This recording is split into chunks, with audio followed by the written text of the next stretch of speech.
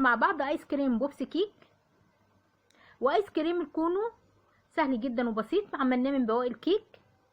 ده الايس كريم بتاع محلات العبد، محلات الحلواني الكبيره ومونوجيني، رائع مفيش بعد كده. طبعا انا غلفته وسعرته في الفيديو عشان خاطر اصحاب مشاريع الاونلاين، وهو ينفع لكل المناسبات وينفع كمان للاولاد، هيعجبهم جدا. يلا نبدا على بركه الله، نشوف المكونات والمقادير وطريقه التحضير، ونقول بسم الله الرحمن الرحيم. اللهم صل وسلم وبارك على نبينا محمد صلى الله عليه وسلم. اول حاجه هعملها في الوصفه بتاعتي هو الكيك بوبس. طبعا انا عارفه ان معظمنا بنعرف نعمل كيك بوبس، بس في حد ممكن يتفرج على الوصفه ما يعرفش يعمل كيك بوبس. شايفين ده كده بواقي كيك عندي، انا فرمته كده في الكبه لحد ما بقى رملي بالشكل دون. تمام. طيب الكيك بوبس بيتعجن بحاجات كتير جدا. انا معايا دول كده، حطيت 4 مكعبات من الشوكولاته وحطيت عليهم معلقتين لبن وسيحتهم على حمام ماء ساخن